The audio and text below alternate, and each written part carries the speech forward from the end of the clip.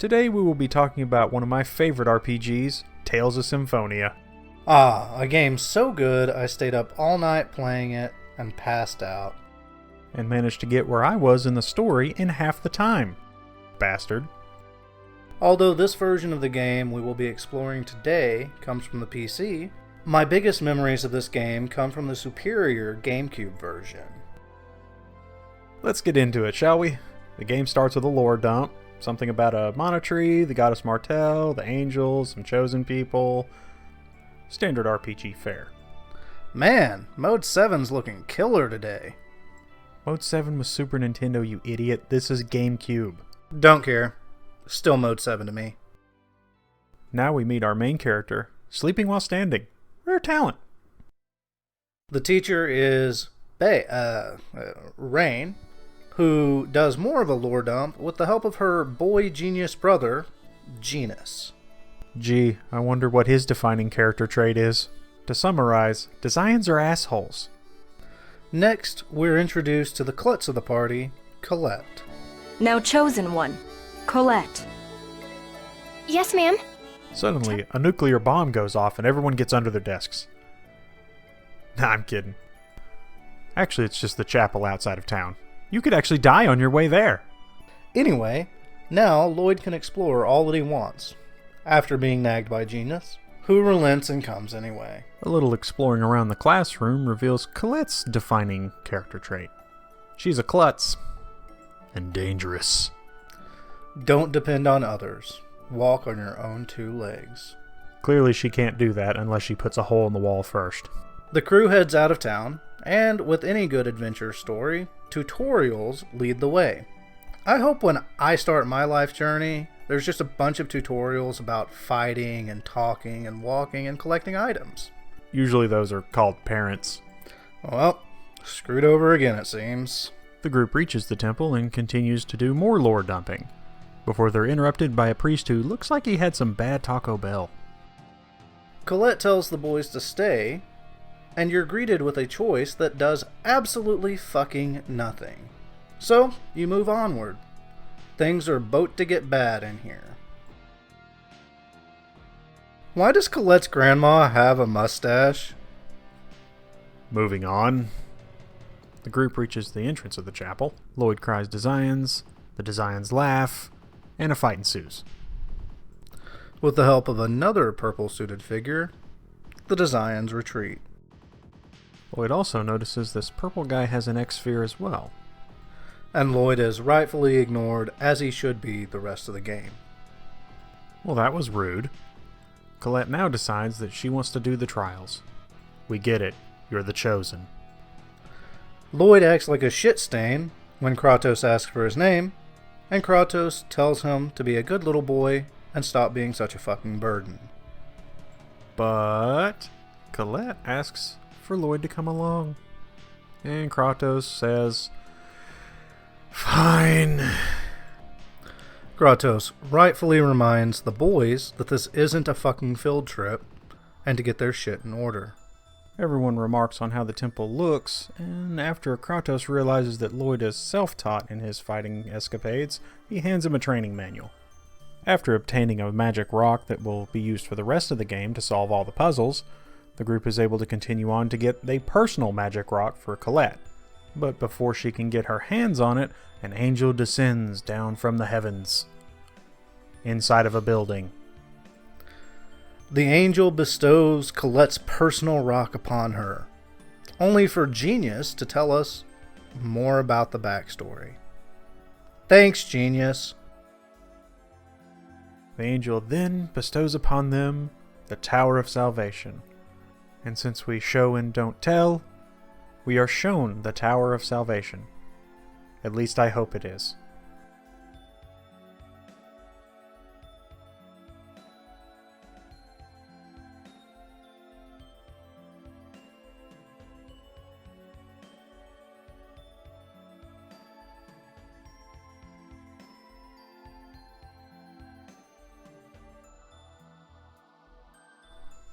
Colette is told to go on to the Tower of Salvation, but first she must stop and unlock more seals.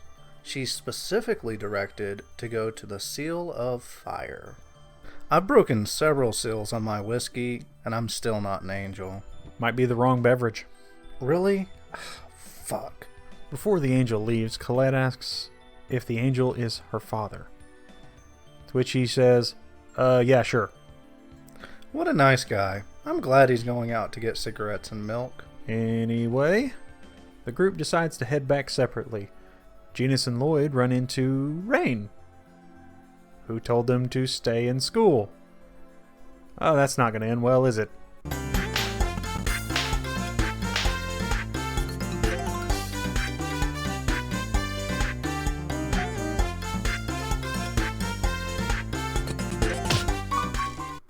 Oh yeah, pound me harder, baby. What? What? After punishing them both, she tells them to go back to town. As the pair continue to town, they come across a camp where Desians are whipping random prisoners. Is this West Taiwan?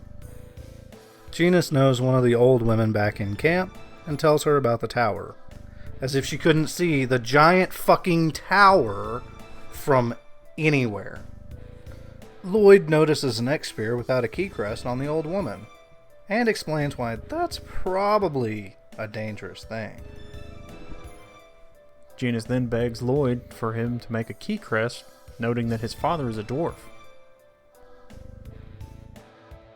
The Desians notice that this old woman is not working herself to death, so they decide to whip her instead. Lloyd and Genus run away so they're not seen. She's a kinky old bitch. Please stop. Right. Anyway, Genus attacks the soldiers with magic, and Lloyd distracts them by running away. But Genus sucks, trips, and Lloyd has to fight the soldiers anyway. Which is what I wanted to do anyway. Realizing after the first wave this was not the best plan, he decides to run away. Meeting Genus at the bottom of the canyon, Genus feels remorseful that he screwed the whole thing up, as he rightfully should. Good job, Genius. After Lloyd makes it home, he makes good on his promise to Genius, and decides to ask his father to make the key crest for Marble. That was the old lady. Dirk is appropriately upset when Lloyd mentions that it's for someone at the ranch. Dirk also gives more of an exposition dump, telling Lloyd that his X-Sphere is special because it's his mother's. After learning this knowledge, Lloyd decides that he wants to take revenge for his mother's death. Dirk tells him to just drop it for his own safety, but Lloyd's having none of it. He storms out of the house. Once outside, he realizes he just made a scene in front of all his friends. Colette asks to go up to the terrace with Lloyd, where Lloyd properly apologizes for not finishing her birthday present on time. Colette doesn't seem too upset about it.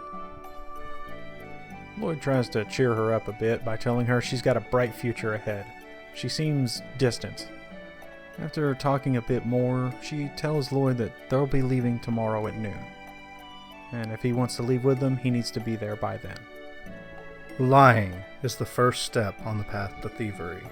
Wait, where's my wallet? Lloyd, being kinda dense, well, not even really kinda dense, completely dense, doesn't notice that Colette is hiding something. Nearing the end of their conversation, Rain comes in to collect Colette. The rest of the group leaves and Lloyd begins working on that birthday present he was supposed to make. Lloyd apologizes to his father, who hands over the key crest. Lloyd begins to leave and is greeted by Genius, who starts yelling at Lloyd about not showing up to see the Chosen's party off. Weird. She pulled a sneaky. You could say that. They go straight to Colette's house, and Lloyd's handed a letter. As Colette's family begins explaining the fate of the Chosen, the Desians start a mostly peaceful protest. Minus the dumpster fires. That's because Lloyd's still on the inside. Rushing outside to see what's going on, they're met with Forcestus, that blue-haired guy from earlier. Forcestus explains he is one of the 5 Grand Cardinals and that Lloyd has interrupted their non-aggression treaty. So Forcestus is Sean Connery? Or at least a bad impression of one?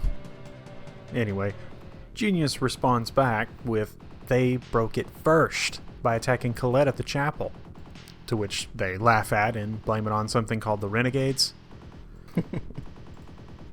The village idiot, mayor, scolds Lloyd, and Forcestus brings out a monster to attack him for punishment. Forcestus notices the X-Sphere on Lloyd, and notes that it must be from the Angelus Project. Then the monster grabs Forcestus from behind. The monster in a familiar voice tells Genius and Lloyd to run. The monster explodes, and an X-Sphere lands at Genius's feet. Forcestus states that Lloyd will constantly be chased, and the mayor blames Lloyd for the peaceful protesting happening in town. Genius, in trying to stick up for Lloyd, calls all the villagers hypocrites, muttering under his breath that humans are all the same. Which is weird considering Lloyd is a human, but, whatever. The mayor's toupee finishes the banishment. Seriously though, what's up with that hair? Colette's family tells them that they should probably just go ahead and meet up with the Chosen. They agree and head on their way. The pair stop at a desert village where Desians talk about looking for Lloyd. Lloyd looks at the ugliest wanted poster ever and asks if he really looks this ugly. Yes, Lloyd.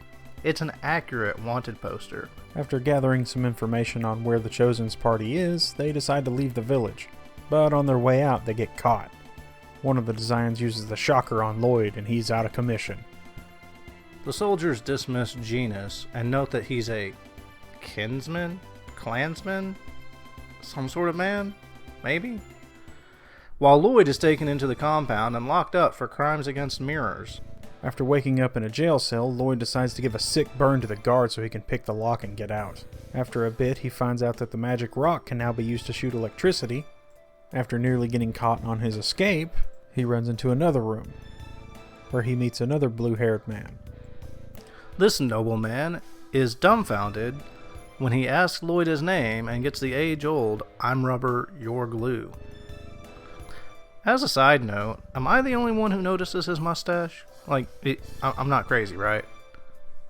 That's supposed to be his mouth, but it does kinda look like a mustache. Some guy named Boda barges into the room, telling Captain Bluehair that the Chosen has invaded the facility. Captain Bluehair bows out, saying that if he sees them, the plans will be ruined. The group fights Bota, who commends them for their strength. Rain snatches up the shiny weapon that Boda just dropped, while Kratos tries to usher everyone out so they don't all get captured and killed. The group heads back to the desert city and go to the inn to rest, where they start getting a lesson on X-Spheres. Rain shows Lloyd her junk. Interested? So very interested. Collection. Never mind. Lloyd was right to call it all junk. Lloyd finds a broken key crest in Rain's junk and decides to fix it up for her so she can use that X-Sphere that was on that shiny weapon that she picked up. He then apologizes for getting Genius involved. Shortly after leaving the room, he notices Kratos going outside. Following him outside, he nearly gets cut in half because Kratos is a crazy person. Kratos apologizes for nearly killing Lloyd, and then Lloyd asks what his feelings on animals are? Kratos mentions that he had a pet long ago. Realizing he almost had a normal moment, he begins admonishing Lloyd for his poor swordsmanship. Lloyd concedes that Kratos is a lot better than him with the sword, says fuck it, goes to bed, and they wake up to head out the next morning. After everyone wakes up in the morning, it becomes very apparent that Kratos is going to keep being an asshole to Lloyd the entire trip, along with everyone else. Rain obsesses over the ruins, and Genus gets flustered, stating that he tried to hide it. Colette opens the door, and the group heads inside. After a bit of puzzle solving, they reach the center of the temple, where they're attacked by a boss.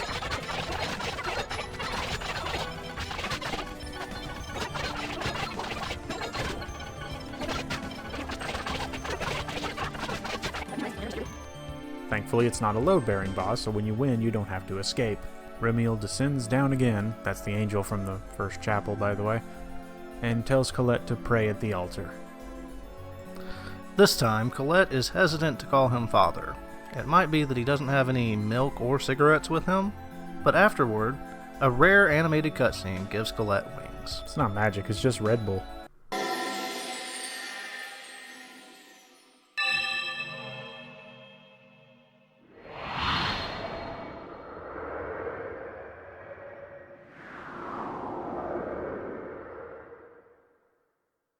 As the group is heading out of the temple, Colette collapses. Kratos notes that doctors suck and all she needs to do is get some rest. Maybe some chicken soup. Lloyd tries to comfort Colette, but she's not having any of that pussy-ass shit and forces him away. They rest for the night and then they continue on to a trail into the mountain.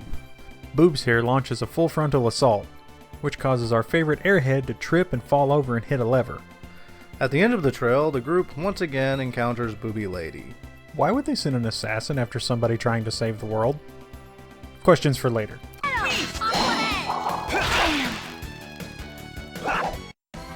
Never had a chance. Next, the group heads to a dock to sail across the ocean. Arriving in Palmacosta, Colette takes this opportunity to run into somebody and break something. The suspicious-looking people she bumped into demand that they buy them a new potion. The group agrees and continues to go buy a potion. In the process of trying to buy this potion, they run into a lady named Chocolate, I think? I don't remember. She's not really important to me. Anyway, she's being harassed by some Desians. Our group hands over the potion to the other group and apologizes profusely, only to be insulted along with the rest of the village. The group just walks in and straight up asks for the Book of Regeneration, only to be threatened with a good time of being arrested again. After clearing up the little misunderstanding of not being the imposters which we ran into earlier and bought them a potion, why? The group learns that the imposters got the said book that we were looking for, so the chase is on. After leaving town searching for these imposters, you end up at a mountain range. There you meet an old pervert who actually bought the book you were looking for from the imposters. Great. He says he'll let you look at it if he can see the other girls naked. You offer to get him a statue instead, and he says okay. Now we're introduced to a soulless ginger Desian. Man, to be cursed twice in one life.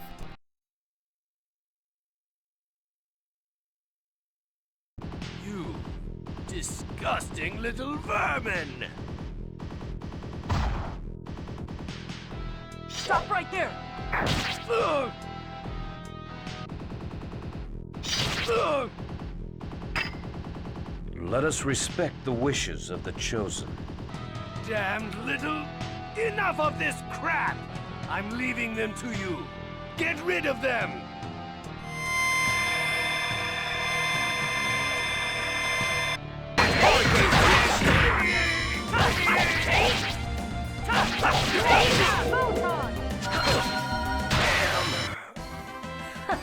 Was that a bit too much? Now that the situation is resolved, the group decides to leave town again. Not making it 3 steps out of town, they learn that Chocolate has now been kidnapped. Having officially had enough of this shit, the group heads straight to the ranch. Shortly after arriving, they're stopped by the vice governor. Something seems to be going on with Door. He's not really sure, but he wants you to check it out before you invade the ranch. In his basement, wow, that's creepy, Door is talking to the Desians about restoring his wife's true form. Dude, get a doll. Lloyd confronts Door with cliched lines, to which Door responds, "Eat shit, my wife's a monster," and he's going to put said monster before the safety of the town, even if it kills him. Give him a minute. The group does a bit of grandstanding before Door's daughter helps him get the point that she was working with the Desians. The poor bastard was so blinded looking for a cure for his wife, he didn't even know his daughter was already dead. A fight breaks out with the newly transformed daughter, which ends in her losing, spectacularly. After her defeat, she uses her final bit of energy to unleash the monster that's in the cage. Door's wife. Colette manages to reach out to the person inside the monster, and the monster runs away without doing any damage. Through a crowded city, where no one seems to have seen anything. Weird. Door pipes up to give out his last words, asking if his daughter is safe. Lloyd lies to him and tells him that she's fine. Making their way back to the ranch, they decide to infiltrate through the back door now that they have a code. After rescuing the prisoners that they find, they make their way into Magnius's chamber. Magnius relishes in his chaos that he has sewn like an asshat, only 2 moments later be wearing his ass as a hat. I lost to a bunch of kids! After making sure everyone got out on the surveillance system, Rain decides to do a little peaceful protesting of her own. By setting the self-destruct timer. Why is that a thing? Magnius tries to contact Forcestus in his dying breath, only for some bastard named Rodile to intervene. The ranch explodes and the group regroups. Realizing they still need to get that statue for that pervert, they collect some information on where it might be. Turns out it's in a geyser, because the last asshat who had it dropped it in the damn thing. Colette notices a sign that she thinks is familiar, while Lloyd and Genius concoct a plan to freeze the geyser.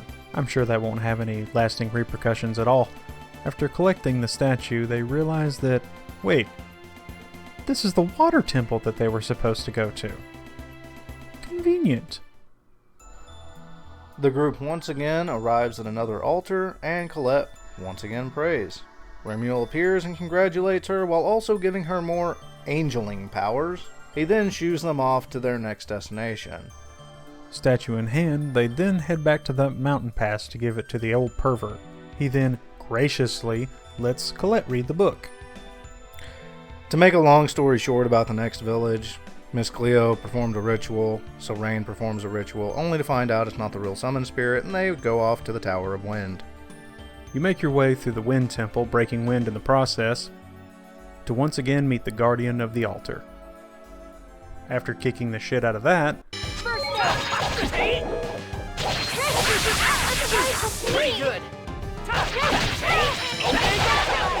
Remuel appears once again. Colette once again tries to connect with her quote-unquote father, and he blows her off like he normally does. Seems like a good dad. The group once again heads out, only to be confronted by Booby Lady, who challenges them to a children's card game. As all battles are decided, the group decides not to do that, and beats her ass instead. Here we go! Angel feathers! Go! Lightning hydro!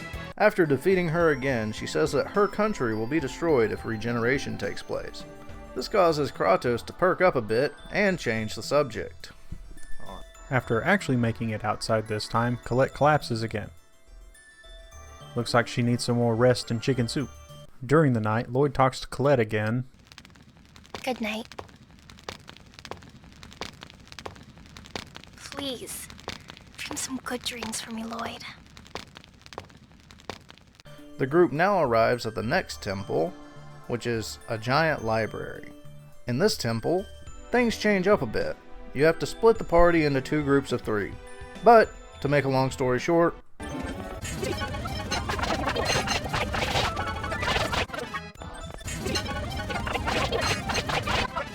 we're at the altar.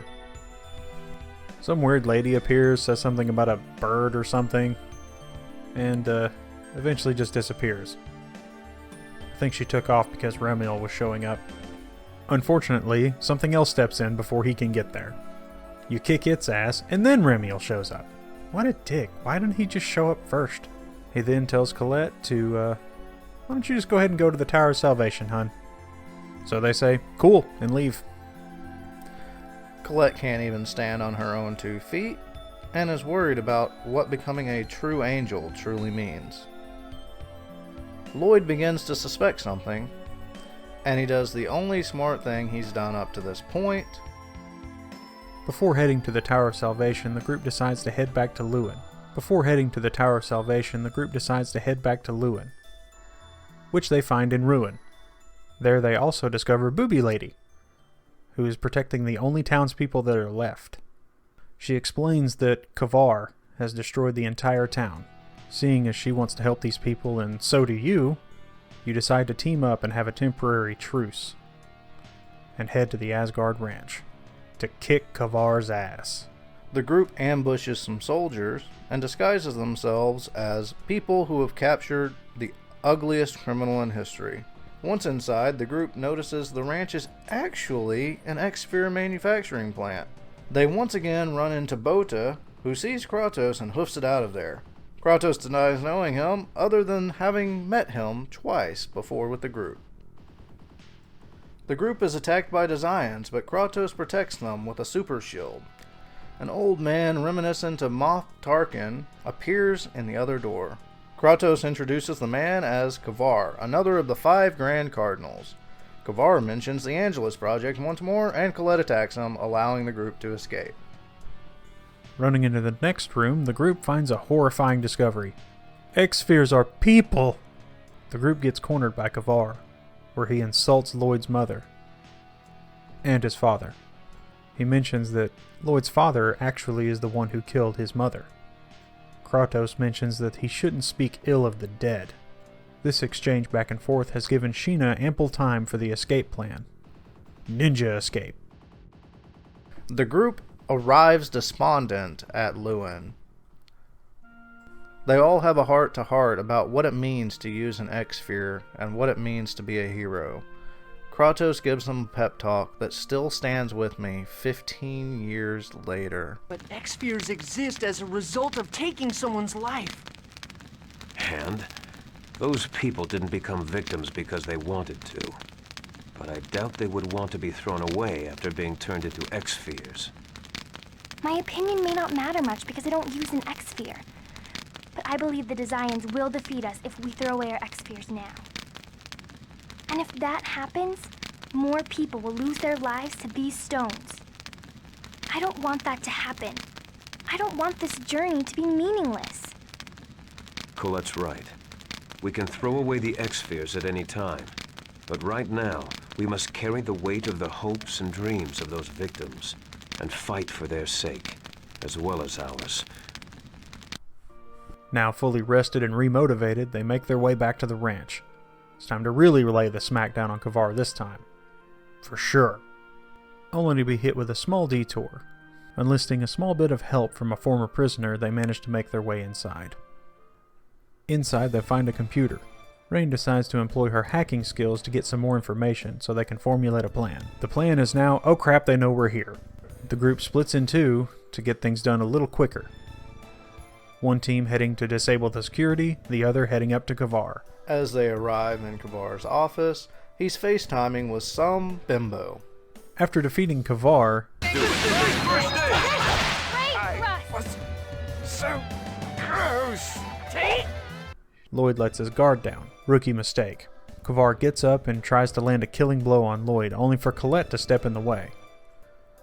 She gets heavily injured and is bleeding like crazy, according to Lloyd, but she claims to feel no pain from it. Odd. Lloyd and Kratos take exception to this and stab Kavar. Kratos is really into it, for some reason. Kratos, you pathetic, inferior being! Feel the pain of those inferior beings as you burn in hell. The group worries about Colette's afflictions, and Lloyd comes clean to them. Colette, I can't keep it a secret any longer. Everyone, listen to what I have to say. Colette can no longer feel anything. Rain mentions that she wants to blow the ranch sky high, so they skedaddle out of there. Hey look, it's that douchebag from before. Wait, what do you mean a monocannon is complete? What the hell's the Angelus Project? The group rests in Asgard while preparing to go to the Tower of Salvation, which should be the end of their journey. Lloyd notices Kratos leaving the inn and spies on him talking to Noish before Kratos gets attacked by blue-haired Gomez Adams. Kratos thanks Lloyd for saving him from blue-haired Gomez Adams, and Lloyd notices something that dropped. Turns out they're going to have to ride dragons to get to the Tower of Salvation. There's no other way, apparently. After the dragons are ready, it's time to decide who you're going to ride with as Lloyd. Boobs. So I guess we're riding with Sheena. Is that her name? No, it's D-Cup. Of course she has a name, asshole. Thought that was her eye color, but sure. As Booby Lady and Lloyd arrive at the tower, something's missing. What was it? Oh, right. Kratos and Colette are nowhere to be seen. Although the group does notice cool little coffins floating beneath them. They make their way further inside, only to find Colette already praying at an altar? Remiel then asks for her to give up her heart and memory. This confuses Lloyd, who hasn't got the hints that are all through the journey. The group questions Remiel about the other planet, and he gives the typical politician's answer. That is not for you to know. Lloyd tries to talk Colette out of it, but Genis gives the typical consequentialist answer. Lloyd continually tries to ask Colette to You can stop. hear my voice? She tells him it'll be okay, so that she's happy. fine with the decision she's made. It looks like it's time. Goodbye.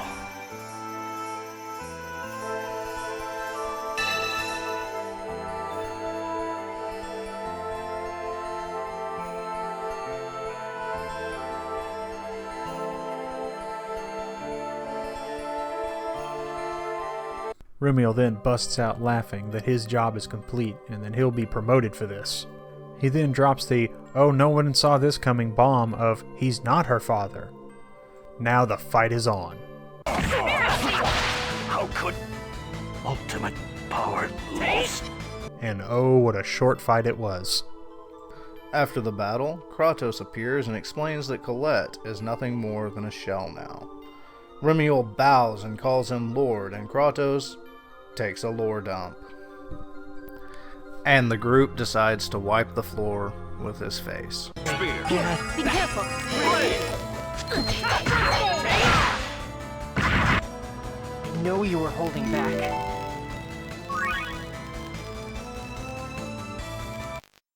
Not as easy as you would think. After you finish wiping with Kratos, a beautiful and brave person descends down from the sky. Is that a dude or a chick? I don't know. He mocks Kratos for being a pansy, then proceeds to nuke the entire party. How sad. Blondie summons a sword out of nowhere and begins to use it on Lloyd. Bota appears and saves the group.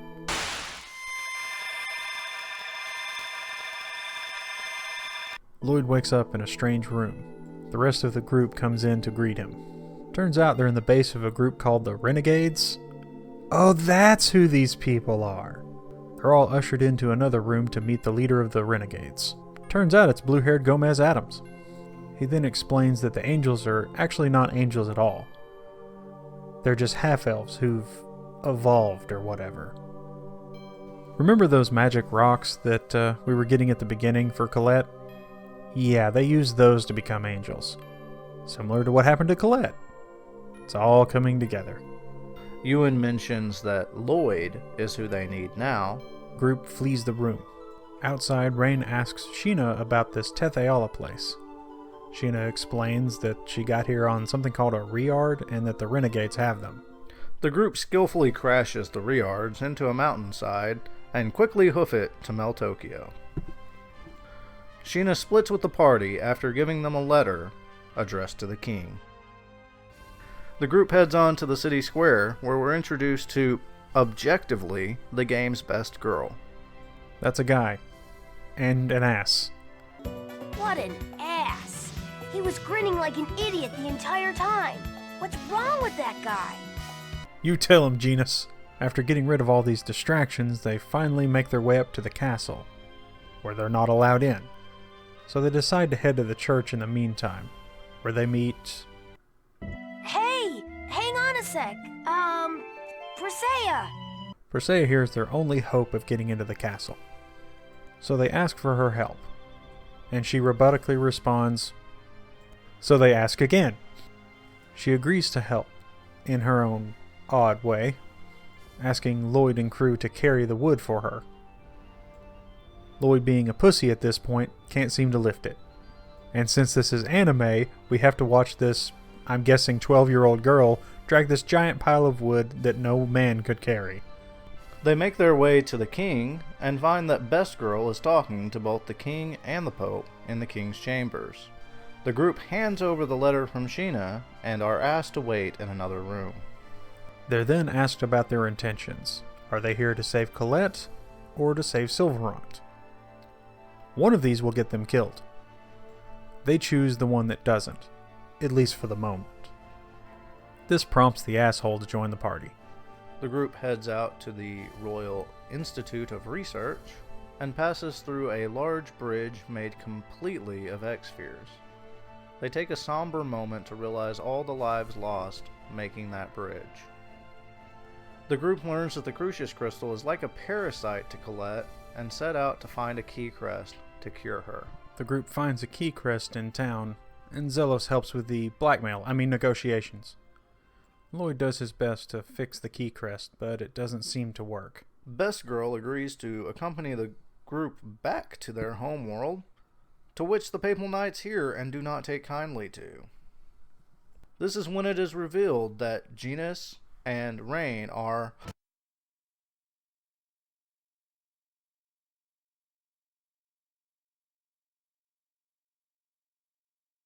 and they're taken away for their prompt execution. As they're discussing racism, Booby Lady shows up and rescues them. Rushing out of town, the group heads for the bridge. Just as the group is about to catch up, the bridge raises. In a moment of reckless stupidity, they try to jump across where the bridge has been raised. This, however, does not work, as they fall right in between the gap. As they're falling to their death, Sheena has an idea. She summons Undine. They made a pact with Undine, by the way. And Sylph and Ifrit, but we'll get to that. Undine saves the day with her juices. They celebrate living through the encounter, only to remember, oh shit, they still have our friends. So they chase after Genus and Rain. They catch up to the Papal Knights and beat the shit out of them, saving their friend Rain, and Genus too. After having a conversation about Rain and Genus being half-elves and Lloyd giving the ultimate answer of, and? After that discussion, they start another discussion on how to get back to Silverant. It's found out that they'll need something to power those Reards that they so delicately landed on the top of that mountain. To power these things, they're going to need something big, something like a summon spirit. Volt, perhaps. Sheena noticeably does not like this idea, not one bit. Ignoring her cries, they decide to go and get their Reards anyway. Up the mountain to collect their mostly delicately landed Reards. Zelos goes to show the group how to carry the vehicles, only to walk straight into a renegade trap in which everyone derides him. He just called you a fool. Zelos is clumsy. I'm so sad now. Pronema appears in order to take custody of Colette, to which Ewan agrees, only if he gets to keep the idiot. And here I am, asking, which one? After sorting that out, Pronema goes to collect Colette. At this moment, Colette regains her consciousness, slapping her away. Then she realizes everyone's in a trap. After this realization, it makes her trip and fall backwards. I don't know why. But in her stumble, she lands on the very device that's keeping everyone trapped, breaking it. The Chosen of Silverant, everyone. Turning failure into success. Pronema attacks the group. Here we go!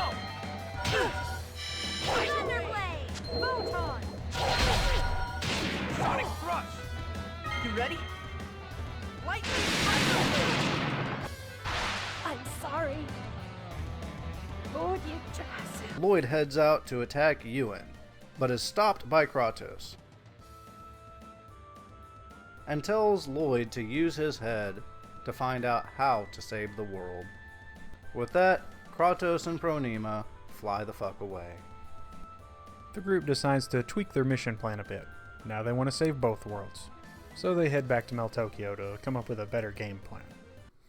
Zelos leads the group through the sewer in order to try to get back to the half-elf scientist. After a stairway, a blue-haired beast pins down Best Girl. Well, P's dead. Let's move on. Oh. Hey, Lloyd. If you abandon me here, I swear I'll come back to haunt you. I just had a sudden violent urge to abandon you. The blue-haired buff guy notices Persea and orders the other prisoners to retreat. Above ground, the rest of the group finds a way across the ocean. The group learns about universal pockets to store big things, then heads off to Cybac. Inside Cybac, the group runs into Kratos. He tells them that Lloyd is no match for him yet, and to not fight inside the city. They return back to the lab where they were captured before. They promise to return here with Persea later. And so here they are. While there, we're given a lore dump on Crucius crystals, which Persea also has one of those. But hers doesn't have a key crest. Then they're told that a normal key crest won't help. So they're off to see another dwarf named Altessa. Colette hears footsteps outside Altessa's place, and it turns out to be that blue-haired Studley man from earlier. He explains he's supposed to capture Colette, but really only wants to see Persea right now. Lloyd jumps to conclusions about this being a predatory action, and the fight begins. Right, here we go! Precious move!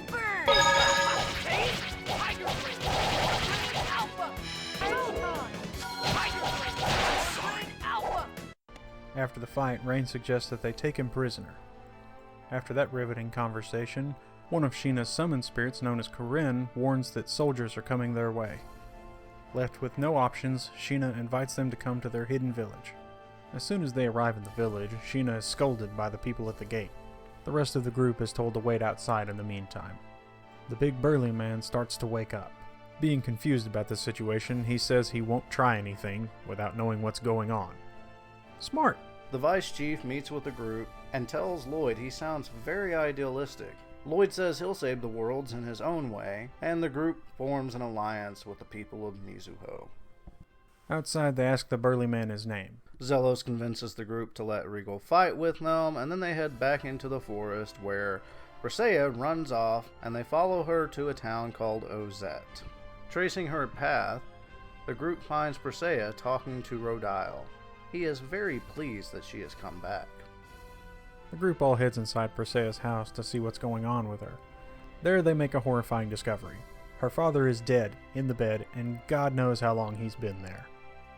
Rain suggests leaving Persea with the dead body of her father and going to visit Altessa on their own. And the group somehow agrees with this. The group arrives at Altessa's place, but are greeted by his sex doll. The lady leads the group inside, and Altessa is having none of their shit. Leave. What? The doll gives some insight onto why Altessa is behaving the way he is. She explains that Persea's crest is different, not made out of the same material that everyone else's is. The group heads to the mine with the inhibitor ore, and Regal notes that the security system seems to be acting up. Here you go.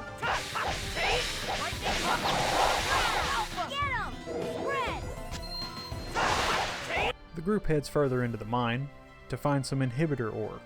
Now that they have the ore, all they need to do is refine it into a crest. The troop is confronted by a fat-ass merchant on the way out named Varley. The group heads back to check on Persea, but turns out someone's a snitch. And the group is attacked by Papal Knights, which was a mistake on the Papal Knights' part. Colette claims it's all her fault, and tries going on an apology tour. Zelos says cut that shit out, that they're all in trouble with the Papal Knights, and they all have to deal with it together. Point for Zelos. Colette collapses in pain, and Persea offers to help her. As Persea gets close, she hits her with an axe and captures her for Rodile. Two dragons arrive and take off with Colette. Rodile gives a dissertation about how cunning he is, then flies away. Regal asks Lloyd to help Persea, and Lloyd gives her the crest they just made. Without showering, she asks to join the team. Oh look, Kratos. Here to bitch at Lloyd, no doubt. Yup. Rescue Colette. Got it. The group heads back to Mizuho to find out where the hell those Riards are. The Vice Chief tells everyone to go form a pact with Volt. Lloyd gives Sheena a pep talk, and they go about their way. The party makes their way to Volt's temple. Inside, they make their way through all the puzzles and nonsense that they have to deal with, only to meet a very angry Volt, who speaks in nerdese, I think? Wait, no, that's just binary. As Volt is about to land the killing blow, Corinne jumps in to save the day, taking the fatal hit. This sacrifice hardens Sheena's resolve. For the sake of everyone that risked their lives to protect me, Bolt, I demand your power! Then you beat the ever-living shit out of Volt. Come, Undine! Ready?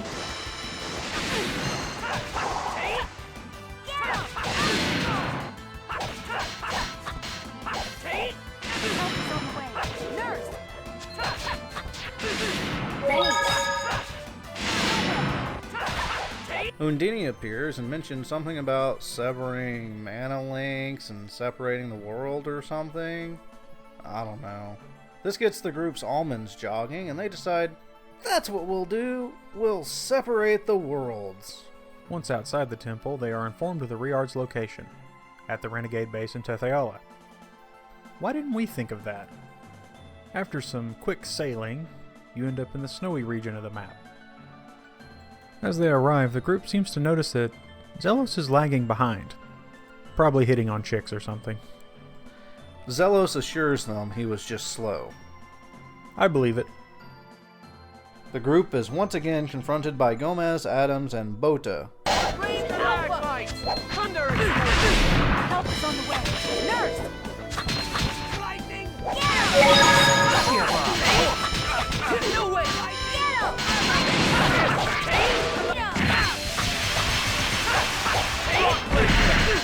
Help is on the way! Nurse!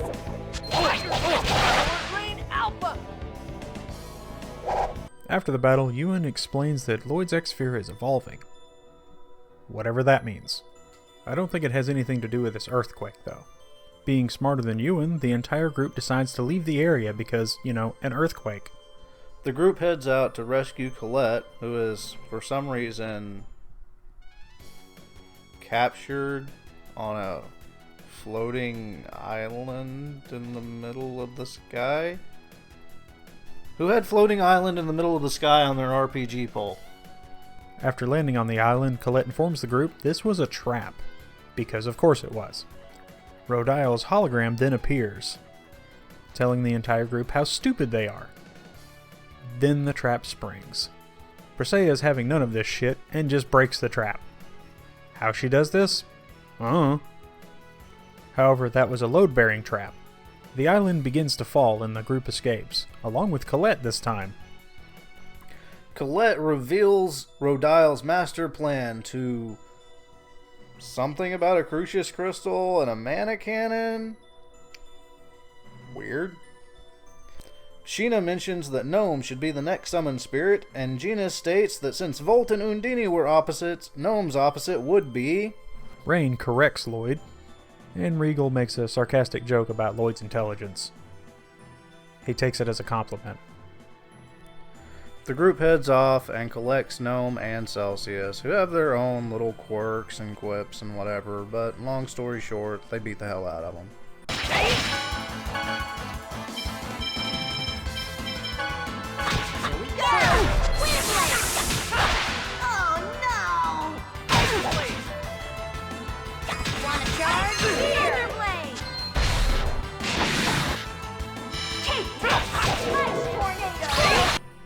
After picking up Celsius on their way out, Rain mentions they should probably do some more research before they continue doing things that they may not know the outcome of.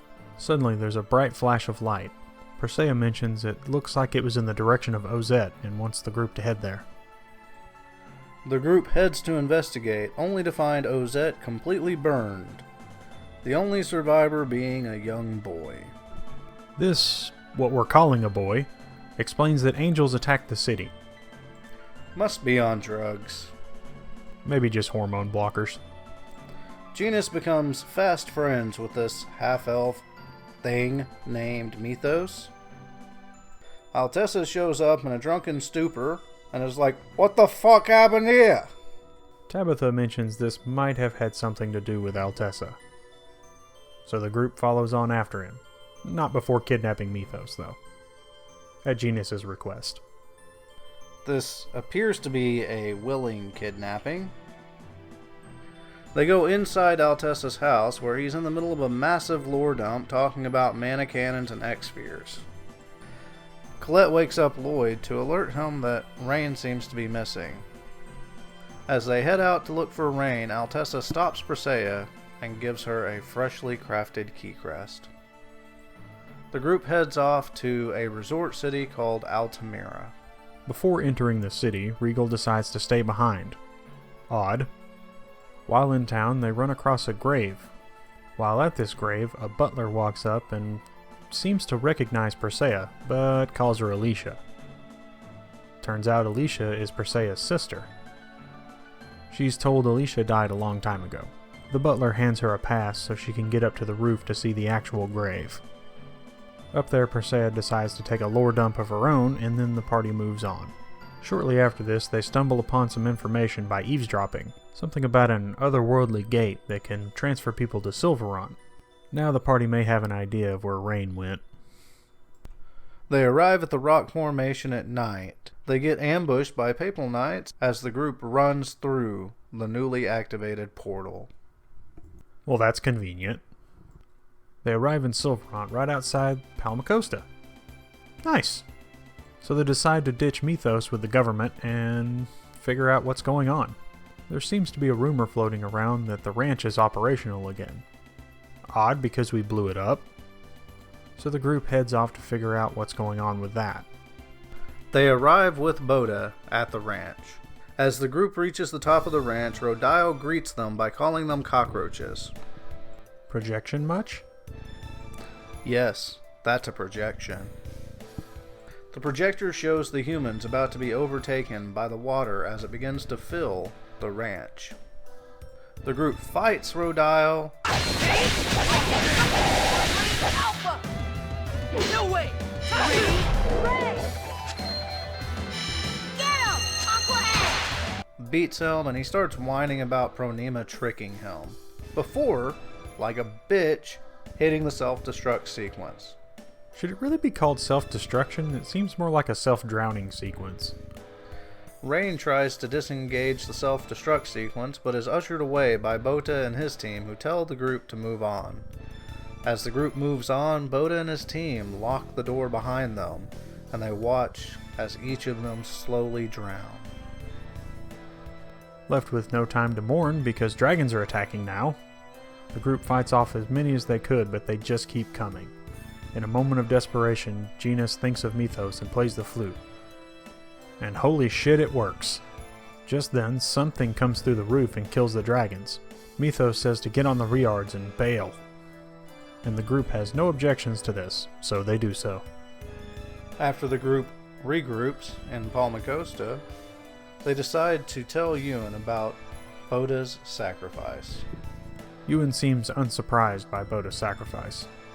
Ewan does, however, seem surprised when Rain mentions that one of their comrades borrowed Riards from his group, considering the ones he owns are all in the hangar.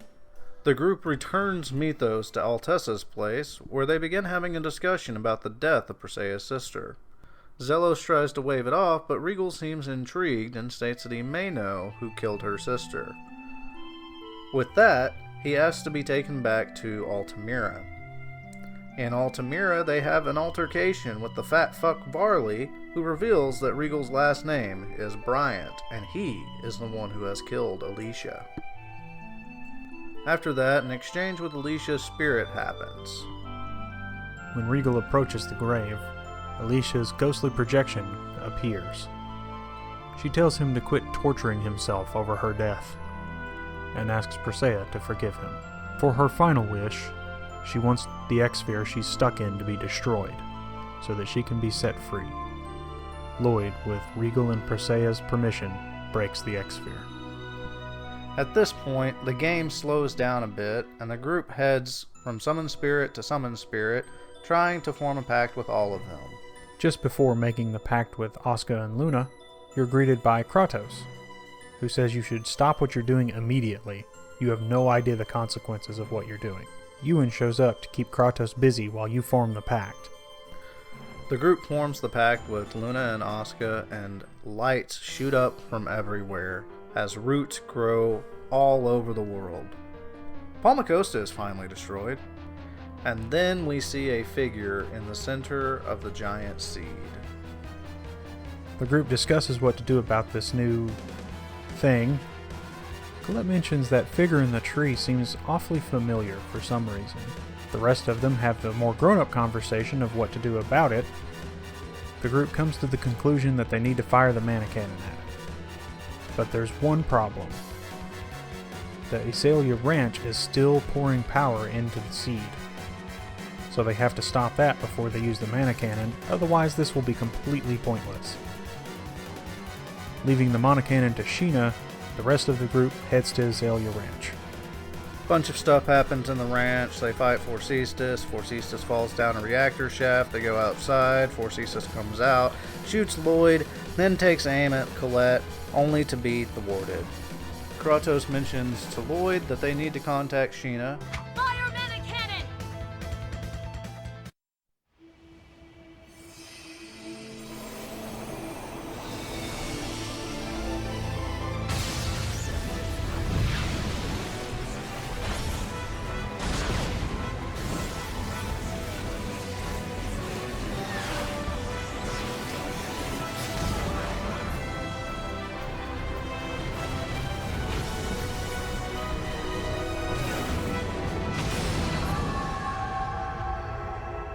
The group heads back into Azalea, the place that this all started.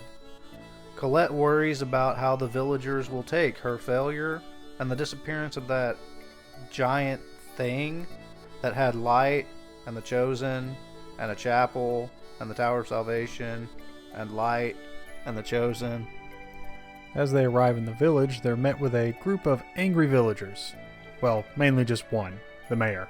The rest of the town tells him off, though. Interesting note, you can't find him after this. He's gone. Nowhere to be seen in the game again. I think he might be dead. By the way, during that whole escapade on the Azalea Ranch, we managed to rescue Chocolate. And she forgives Lloyd for what he had to do. Wondering what to do about Colette's condition, Kratos shows up and says they should probably research the last war. The group is able to head back to Altessa's place, where they find out Mythos was injured while saving Tabitha. The group thinks that Mythos is such a great guy, but Zelos just isn't buying it. They head to Cybac to find a book on the Great War, but are redirected to the Royal Library. Coming in the back door again, they're able to find Varley plotting with the Pope to kill the king. At this point, Persea is able to kill Varley. They chase the Pope down to get the antidote for the poison. The Pope escapes but leaves the antidote behind. The group grabs the antidote and heads straight for the king's room to save him. For saving the king allows them access to the royal library. Once inside, they struggle to find the book they need, until Colette klutzes into it. Reading the book, they find the ingredients to the key crest they're going to need to make to save Colette. Again. The group heads out to collect all the ingredients. In the Elven village, they're told to go up and talk to the storyteller. In doing so, they learn more about the legendary hero Mythos, how he had 3 companions, 2 males and a female, one of them's human, the other 3 are This is sounding familiar. Lastly, they're informed of another summoned spirit, Origin, who seems to have been betrayed by the legendary hero. And here comes a big mic drop. Turns out Ewan and Kratos were both the companions of Mythos the hero, whose last name is Yggdrasil. That angel thing from, the Tower of Salvation way earlier. Speaking of Tower of Salvation, they head to Tatheala's Tower of Salvation, where Zelos gets them entrance. Inside, they find that Lloyd's hard head must have damaged a pillar here too. Or both Tower of Salvations are one and the same. Oh look, Kratos. It looks like he's ready for a fight. Again. Win or lose, you somehow still get arrested. The group is now imprisoned for a crime they have yet to commit, so they decide to break out and commit said crime. After the smash and grab, they leave. Mana fragment in hand. Lloyd stops to admire the shiny sword that whacked him into the pole earlier. The sword rejects Lloyd, and Yggdrasil appears and mocks Lloyd, saying that he will never own the sword because it's under Origin's control, and Origin is subservient to Kratos. Yggdrasil mocks the group and says they're doing the exact same thing that he is. No, it's not. Yes, it is. No, it's not. Yes, it is. No, it's not. Yes, it is. No, it's not! Yggdrasil then starts talking like a Bond villain, giving out his plan in its entirety. He wants everyone to be the same. The same race, the same gender, the same everything. Thinking that will eliminate all discrimination. Oh, how wrong he is. Just then, Pronema shows up. Why? I don't know. She goes to attack the group, mainly Genus. He is a bit mouthy. But Yggdrasil jumps in front of the shot. While getting hit, he drops a flute. That flute looks awfully familiar to Genus, who picks it up. The group heads back to Altessa's place to have him make a rune emblem for Colette. At dinner, Zello seems awful giddy trying to get his best friend Lloyd to eat. Lloyd wakes up in the middle of the night but is unable to move for some reason. Must have been the pudding pops. Ewan stands above him and asks if he would like to meet his father. Lloyd follows Ewan outside and is introduced to his father, Kratos. Ewan tries to blackmail Kratos into releasing Origin's seal, but Lloyd decides he wants to stick up for Kratos. In the middle of Lloyd's freakout, Colette walks outside and tells him to nut up or shut up. To which he nuts up. Lloyd thanks Kratos for saving him, but reminds him that he does not condone his actions. Mythos walks out and just starts gunning everybody down like it's a Saturday afternoon in Chicago. Ewan drops yet another bombshell that Mythos is Mythos. The Yggdrasil one.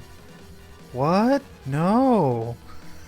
Tabitha gets shot by Mythos, and Lloyd tries to attack Mythos until Genus stops him. Pronema shows up and takes Kratos and Mythos away. Wow, that's a lot to unpack. Yeah, I know, right? I mean, who could have seen that Mythos was Mythos? No one could have predicted that. Except everyone. He didn't even change his name. And don't get me started on the damn flute. Ewan rants that what Yggdrasil is trying to do is a bastardization of what Martel actually wanted. Getting back on track, the only way that they can do anything about Mythos is to get the Eternal Sword. And to get the Eternal Sword, they're going to need Origin. And to get Origin to agree to a pact, they're going to have to release his seal, which is based on Kratos' life. Crap. Remembering there's a dying old man around, they head for the coldest place on the fucking planet to find a doctor. As they arrive, they can't find Zelos, but wave it off as his normal floozying around. The group runs into Zelos right outside the doctor's house, mumbling to himself. They ask him what he was doing, he just kind of waves it off, and they all go in to see the doctor. Altessa's life is more important than what he was doing right now. The doctor is transported away to take care of Altessa. The rest of the group waits in Flanor. Lloyd heads to his own personal room. Lloyd is visited that night by the person who likes him the most. In our case, it was Colette, who hands over a snow bunny. The party regroups, is informed that Altessa is going to make it, and then they form a plan about Origin and the Eternal Sword. Zelos mentions that he might be able to wield the sword due to his magical injections. Is that what they're calling heroin these days? Chase that magic dragon. The group heads out for the final battle. As soon as they get to the Tower of Salvation, Zelos is still acting kinda funny. Might be those magical injections he was talking about. Fucking drug addict. Once inside, it's revealed why Zelos was acting a little funny. He was betraying you the entire time. He kidnaps Colette, and you're left to fight some random angels. I thought they'd be so powerful. They're quickly dispatched, and you head up the tower. As Lloyd and the others make their way up the tower, each floor someone has to be left behind, slowly whittling the party down to just Lloyd. He's notably angry with himself, calling himself a hypocrite for sacrificing his friends to get here.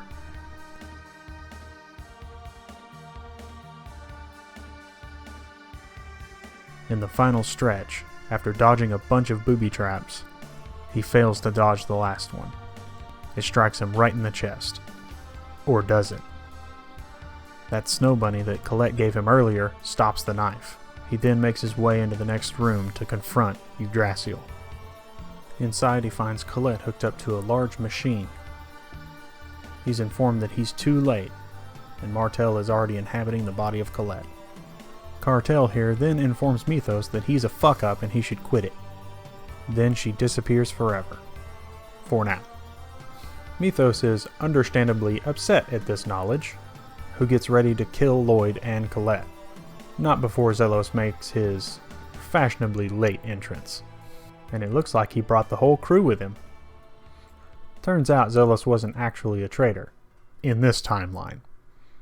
He freed everyone from all the traps they were in, and managed to dig up some information on how to wield the Eternal Sword as a human. Now Mythos is really pissed. That doesn't stop you from stomping his face in, though. Pretty good.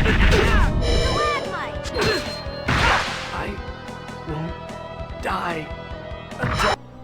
All that's left of him after the battle is just his Crucius Crystal, which Genius picks up. Nice job, Genius. It's then that Kratos shows up and says if they want that sword, he'll be waiting at Origin's seal. The group heads back to the elven village of Imdal in order to prepare for the fight for Kratos. Lloyd can't sleep that night and wakes up to talk to Colette about his dream for the future and having her by his side forever. They head into the forest. Lloyd meets with Kratos, talks about Origin, and then they duke it out one-on-one. Super Lightning Blade! Lightning Blade! Super Lightning Blade! Take this! Thunder Blade!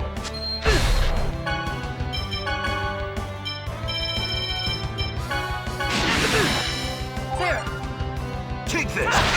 After the duel, Ewan appears and fills Kratos with his mana. No homo. Origin tells the group he doesn't want to form another pact, to which the group annoys him by saying, "Why not? Why not? Why not? Why not? Why not?" Origin tells the group to use the Eternal Sword for the good of all people. At that point, Mythos' Crucius Crystal decides it's tired of being carried around in a pocket and tries to infect Lloyd. Instead, Colette jumps in his place and is taken over. Colette is captured. Again. Before they even get a chance to figure out what's going on, the Tower of Salvation starts to crumble, and the debris is heading straight for the village. It's a mad dash to evacuate everyone before anyone gets killed. After the collapse, a giant planet-sized comet is in the sky. It's revealed that that is Darius Karlon. How in the hell did they hide that? Lloyd is resolved to go after Mythos, but realizes he still needs a Ring of the Pact, so heads back to Dirk. Kratos reveals what he's been traveling around the world collecting this whole time, and dumps it all on the table for Dirk to do all the work. At the completion, Kratos falls to his knees and hands over the Flamebirds to Lloyd, and Dirk hands over the Vorpal sword. Lloyd appreciates the fact that he has two dads who both helped him along the way. He then sets off to do what needs to be done. Rescuing Colette. Again. Work together for a peaceful world. The group heads to the final battle and steps on an emblem and gets separated. It's okay, they get reunited. Now we're at the final battle with Mythos. But before we can go, everyone has to have their own little monologue about friendship and justice and shit. Who cares? As the group steps up to fight Mythos, they notice he's acting very strangely, like more strange than usual. He just keeps repeating, "Home. I'm going home." Before they can realize what's happening, Mythos transfers himself back into his old body from Colette's Crucius Crystal. Then he goes on a spiel monologue about how what he's doing is the only way to do things, and the way the heroes are doing things is not going to work because they're them and he's him, and blah blah blah blah blah. Fight. Healing stream!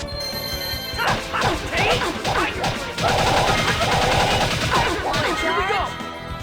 Help is on the way. Explosion! Double demon raging beast! Go! Fiery beast! Pretty good. Here we go!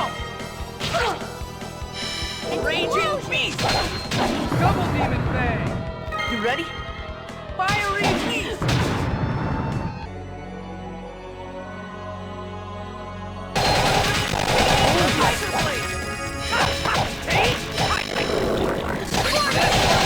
Healing stream!